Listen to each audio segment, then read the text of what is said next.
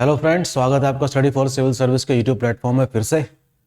और चंद किंगडम के बारे में पढ़ते पढ़ते हम पहुंच चुके हैं आज इनके लैंड रेवेन्यू सिस्टम के बारे में पढ़ेंगे। और आपको पता ही होगा कि चाहे कोई सा भी साम्राज्य हो, कोई सा भी किंगडम हो, हर किंगडम का अपना एक रेगुलर सोर्स ऑफ इनकम होना चाहिए। चंद राजाओं ने भी ऐसी ही कुछ व्यवस्था बना के रखी थी। तो आइए देखते हैं कि इनका जो लैंड रेवेन्यू सिस्टम है ये क्या था। ठीक। So land revenue system was the prime source of income, जैसा कि सभी साम्राज्यों में होता है। ठीक है। और जितनी भी भूमि हुआ करती थी उन दिनों, उन सब का मालिक कौन होता था? स्वयं राजा। ठीक। तो king was the head of the state land, यानी कि जो राजकीय भूमि है उसका मुखिया कौन होता था? स्वयं राजा ही होता था। राजा ही तय करता था कि उसका अनुदान किसको करना है, किसको नहीं करना है। तो हमें जो डोनेशन के संबंध में जानकारी मिलती है लैंड के, so we have a reference of 3 different kind of land. One is रॉथ, गूढ़ और विष्णु प्रीति। 3 प्रकार के भूमि जो अनुदान में दी जाती थी उसका उल्लेख हमको मिलता है, रॉथ, गूढ़ और विष्णु प्रीति। ठीक। रॉथ का संबंध सैनिकों से है, विष्णु प्रीति का संबंध किससे है? जो धार्मिक रूप से दी जाने वाली भूमि होती है वो। ठीक। तो आगे देखते हैं।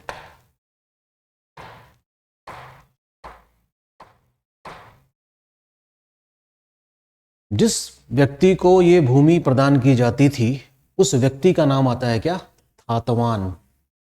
ये भी एग्जाम में क्वेश्चन आ जाता है कि थातवान कौन हुआ करते थे। तो थातवान वे लोग होते थे जिनको अनुदान में भूमि मिलती थी, फिर वो चाहे रॉथ हो, चाहे गूढ़ हो, चाहे विष्णु प्रीति। इस प्रकार की भूमि का जो होल्डर नया बन जाता था उसको हम कहते थे थातवान। अर्थात थातवान एक प्रकार से क्या है? दान में पाई गई भूमि का मालिक। ठीक है, जिसे भूमि प्रदान की जाती थी। अच्छा, इस भूमि पे काम करने वाले किसान भी रहते होंगे, तो हमें भी उन किसानों की जानकारी मिलती है जो 2 प्रकार के थे। एक का नाम है खायकर और एक का नाम है सिरतान। ये भी एग्जाम में क्वेश्चन आए हैं, इंपॉर्टेंट, मान लिया इसको। ठीक है, वेरी इंपॉर्टेंट। कि चंद शासन के संबंध में खायकर और सिरतान का संबंध किस चीज से था, या ये लोग कौन हुआ करते थे। तो खायकर किसान वे होते थे जो अनाज और नकदी के रूप में कर दिया करते थे। ठीक। और जो सिरतान होते थे वे सिर्फ नकद के रूप में कर दिया करते थे। याद रहेगी बात। खायकर और सिरतान क्या थे? 2 प्रकार के कृषक थे जो अनाज और कैश के रूप में क्या किया करते थे? टैक्स पे किया करते थे। जो सिरतान है वो कभी भी थातवान को, कह सकते हैं कि जो थातवान है वो कभी भी सिरतान को रिमूव कर सकता था। ठीक है, यानी कि इसको उसके पद से क्या कर सकता था? हटा सकता था। तो ये पावर किसकी रही होगी? थातवानों की। तो इसमें कीवर्ड हमारे लिए ये है थातवान, खायकर और सिरतान। ठीक, important. We also have a reference of land slave. हमें भूदासों का भी उल्लेख मिलता है। दास प्रथा, जैसा कि आप जानते ही हैं कि जब भी आप किसी साम्राज्य के बारे में पढ़ेंगे प्राचीन काल से, तो हमको पता चलता है कि ये जो दास लोग हुआ करते थे किसी प्रकार के काम में एंगेज इनको कर दिया जाता था।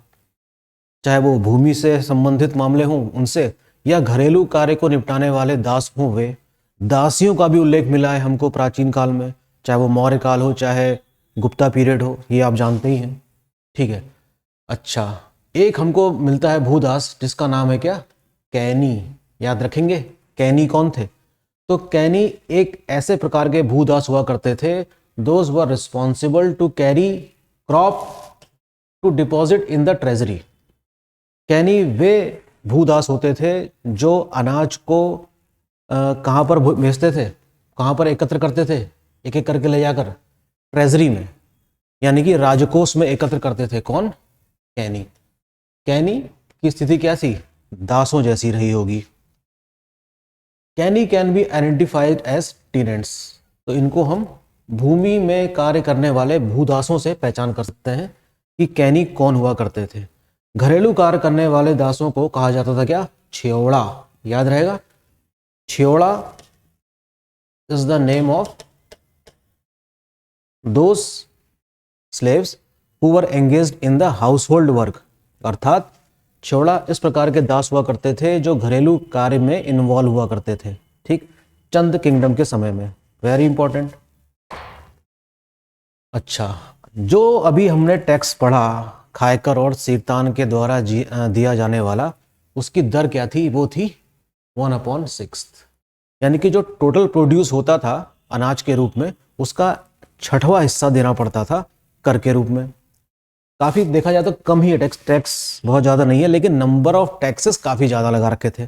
हमें 36 भिन्न प्रकार के करों का उल्लेख मिलता है चंद शासकों के समय में। अच्छा, हमें एक आपको नाम याद रखना होगा, बरम ताम्रपत्र।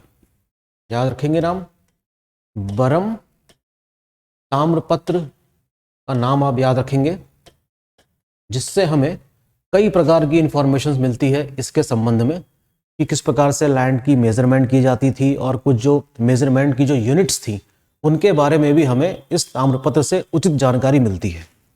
जैसे कुछ मैंने नाम लिखे हैं यहाँ पर। बीसा, बीसा का मतलब होता है 20 नाली भूमि। ठीक है, तो यहाँ पर हमारे लिए कीवर्ड क्या है? नाली। तो नाली क्या है? एक यूनिट है, किस चीज की?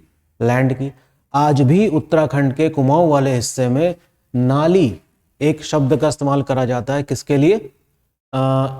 लैंड मेजरमेंट के लिए, याद रखेंगे। 20 नाली जो भूमि होती थी उसका संबंध किससे होता था? कितनी बड़ी लैंड हुआ करती होगी वो? 1 एकड़ के बराबर। अच्छा, एक और यूनिट हमको मिलती है जिसका नाम है क्या? मसा। मसा जो है वो नाली से भी क्या थी? छोटी क्या थी? इकाई थी। आप मुझे कमेंट बॉक्स में लिखकर बताएंगे कि नाली जो भूमि है, ये क्वेश्चन दरअसल पहले आ चुका है कि नाली भूमि किस चीज के बराबर होती है, कितनी होती है, कितने हेक्टेयर्स होती है, कितने स्क्वायर फीट होती है, कितने स्क्वायर मीटर होती है। किसी भी यूनिट में आप मुझे इसका आंसर लिख के बताइए कि 1 नाली land is equal to how much. Okay, ये आपका होमवर्क समझ लीजिए।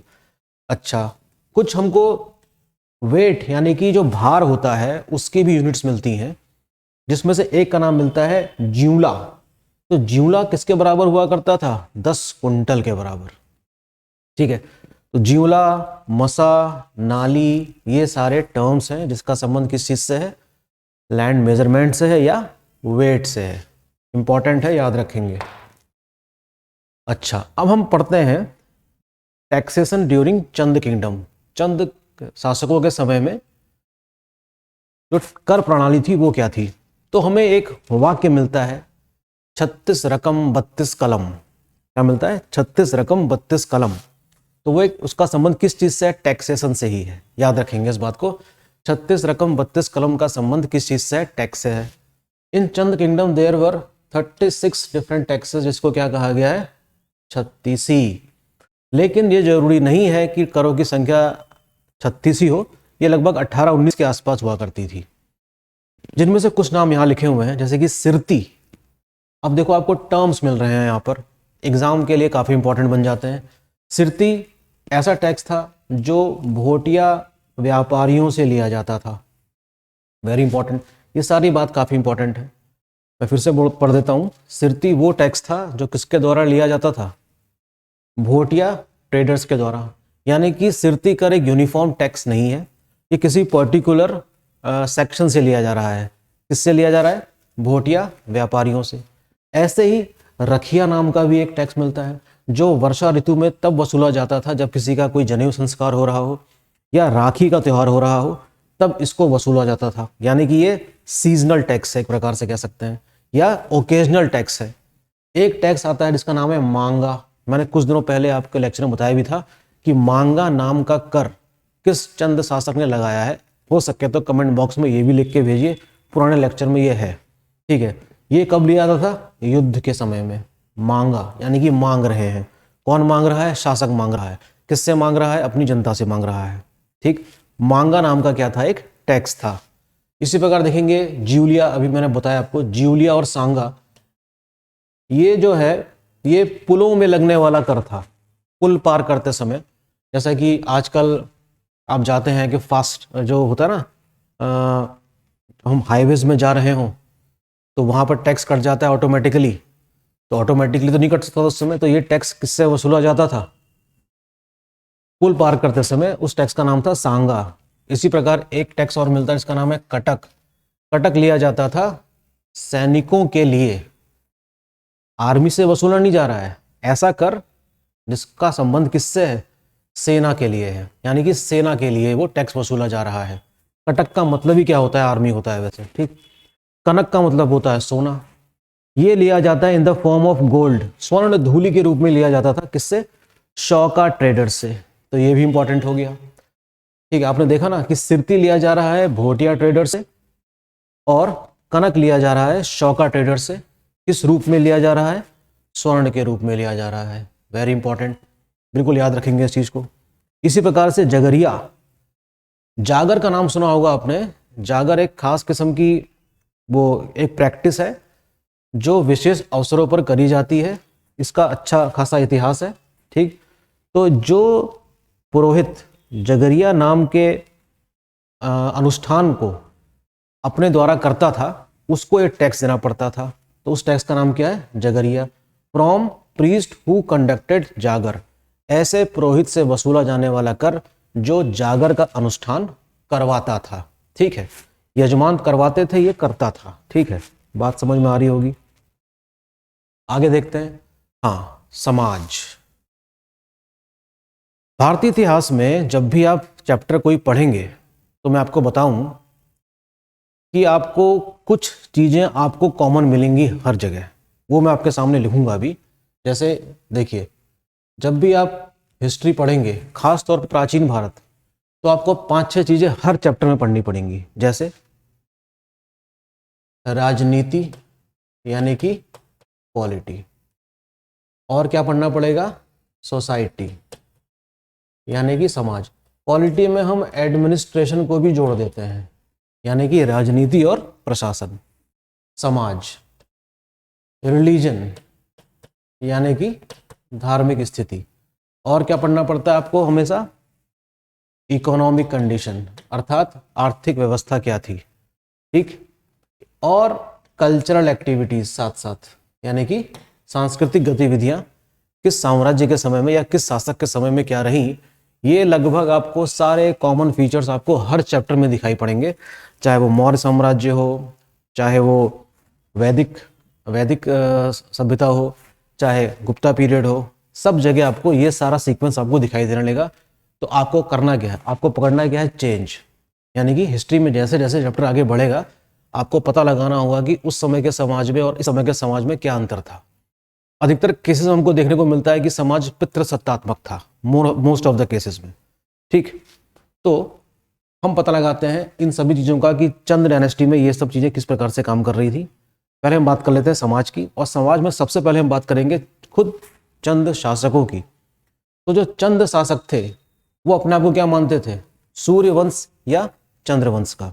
ये वे ही दावे रहे होंगे जो उन दिनों मैदानी क्षेत्रों में राजपूत शासकों के हुआ करते थे। तो हम कह सकते हैं यकीन से कि यहाँ के जो राजा थे वो ओरिजिनली यहाँ के नहीं थे, वो राजस्थान या महाराष्ट्र से यहाँ पर आकर स्थापित हुए थे। और ये घोषणा करी गई थी कि वो या तो चंद वंश के हैं या किसके हैं, सूर्यवंश के हैं, ठीक है। Like the Rajput rulers of northern plains, ठीक। तो इसमें और उसमें हमें काफी हद तक सिमिलैरिटी नजर आती है। Chand rulers were belong to the moon lineage. इसका मतलब ये हुआ कि क्योंकि चंद नाम लग रहा है, सरनेम, तो इससे साबित होता है कि उनका क्या रहा होगा, लाइनेज क्या रही होगी, किस वंश के रहे होंगे, चंद्रवंशीय रहे होंगे। तो ये बात स्पष्ट हो जाती है।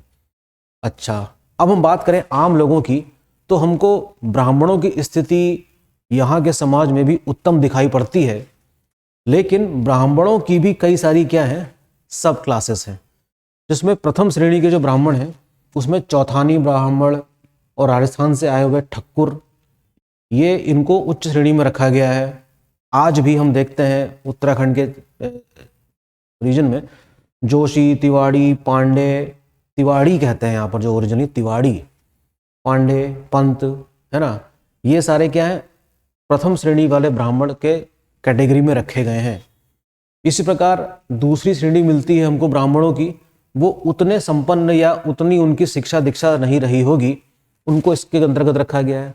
तीसरे क्लास का जो ब्राह्मण है वो मिलता है हमको खस प्रजाति का, जो ओरिजिनल इनहेबिटेंट है। तो आप देख सकते हैं कि किस प्रकार से यहाँ पर रहने वाले जो मूल निवासी रहे होंगे, जो पहले से ही रह रहे थे, वो कितने पीछे हो गए हैं। और जो बाहर से आकर जातियां स्थापित हुई हैं वो या तो शासक वर्ग बन गई हैं या प्रशासक वर्ग बन गई हैं। और सबसे बेहतर स्थिति किसकी है? ब्राह्मणों की है। ब्राह्मणों की स्थिति वर्ण व्यवस्था में सबसे उच्च कोटि की मानी गई। लगभग भारत के सभी समाजों में, हिंदू समाज की बात हो रही है, और यहाँ भी लगभग हमें वैसा ही होते हुए दिख रहा है। ठीक, इंपॉर्टेंट है। अच्छा, अगर हम बात करें क्षत्रियों की, जो राजपूत कहते हैं अपने आप को, इनकी भी दो कैटेगरी है। एक तो वो कैटेगरी जो आउटसाइडर्स थे, यानी कि जो बाहर से आकर यहाँ पर आकर बसे थे, वो अपने आप को कहते हैं या तो सूर्यवंशी हैं या चंद्रवंशी हैं।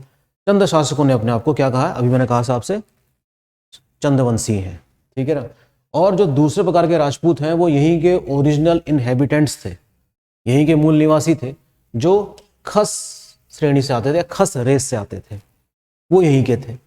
देख रहे हैं ना कि किस प्रकार से यहाँ पर जो ओरिजिनल रहने वाले हैं उनको दोयम दर्जे का बताया जा रहा है, और जो आउटसाइडर्स हैं उन्होंने अपने आप को ऊपर रख रखा है। बड़े मजे की बात है। ठीक, आगे देखते हैं। थर्ड ऑर्डर ऑफ सोसाइटी, समाज का जो तीसरा वर्ग है, हमको दिखाई पड़ता है क्या? वैश्य क्लास दिखाई देती है, साहू। और ये लोग भी क्या है? बाहर से ही आकर यहाँ पर बसे होंगे। This also settle down from outside, engage in craft work. शिल्पकारी में ये लोग एंगेज थे और व्यापार में संलग्न थे उन दिनों भी, और आज भी ये क्लास क्या करती है? व्यापार ही करती है। जो यहाँ के मूल निवासी थे, जिनको तीसरी कैटेगरी में रखा गया है, हम कह सकते हैं कि तीसरी कैटेगरी के भी दो पार्ट्स हैं। एक वैश्य क्लास जो बाहर से आकर इस्टेब्लिश हुआ, और एक यहाँ का मूल निवासी था। दे वर इनहेबिटेंट ऑफ दिस क्लास, जो यहाँ के थे वो किस में एंगेज थे? कई और सारी गतिविधियों में, जिसमें से एक इंपॉर्टेंट काम आता है। जो स्वर्ण का काम क्या करता था, वो जाति क्या कहलाती थी? टमटा कहलाती थी। तो टमटा जो जाति थी वो तीसरी श्रेणी के अंतर्गत रखी गई थी उन दिनों, जो किस कार्य में व्यस्त थी? स्वर्ण कार्य में, ठीक है, गोल्ड वर्क किया करती थी। राज परिवारों से इनकी निकटता काफी अच्छी होती थी। ठीक, किसकी? टमटाओं की। अलॉन्ग विथ दिस, इन सभी समाज में रहने वाले लोगों के अतिरिक्त हमें कई सारी जातियां और उपजातियों का उल्लेख मिलता है, जिसकी उत्पत्ति कैसे हुई होगी? अनुलोम या प्रतिलोम विवाहों के फलस्वरूप। ठीक, we have a reference of various caste and sub caste of mix origin, मिश्रित कह सकते हैं। खस, किरात, सोर, मेंढ, चांडाल, इन सब का उल्लेख हुआ है, जो समाज के सबसे निचले पायदान में यहाँ पर आपको नजर आते थे। और दूसरे मजे की बात यह है कि ये सब के सब यहाँ के क्या थे? मूल निवासी थे। We also have a reference of Shak and Hunas, Hun और शकों की भी जातियां हमको यहाँ पर देखने को मिली। इसका तात्पर्य यह है कि ये लोग भी यहाँ पर आकर बस गए होंगे। और शकों और हुणों के बारे में आपने हिस्ट्री में पढ़ा ही होगा कि किस प्रकार से ये लोग ओरिजिनली इंडिया के नहीं थे, ये लोग चाइना वाले इलाके से आकर इंडिया में स्टैब्लिश हुए थे। और शकों और हुणों के बारे में भी हम इंडियन हिस्ट्री में पढ़ते ही हैं। ठीक है, तो ये रहा आज का आपका चंद किंगडम का सेकंड लास्ट लेक्चर। कल हम इस पूरे चैप्टर को क्या कर देंगे? समाप्त कर देंगे। कुछ चीज़ें हमें बची हैं, जैसे कि मिलिट्री कैसी थी इनकी, और कुछ जो फैक्चुअल चीज़ें हैं उनके बारे में हम चर्चा कर लेंगे कल। तो इस लेक्चर को आप समझिए और अपनी किताबों से भी पढ़िए। ठीक, खाली सिर्फ लेक्चर सुनने से काम नहीं चलेगा। लेक्चर को आधार मानकर जब आप किताब पढ़ेंगे तो यकीन मानिए किताब आपको समझ में आएगी।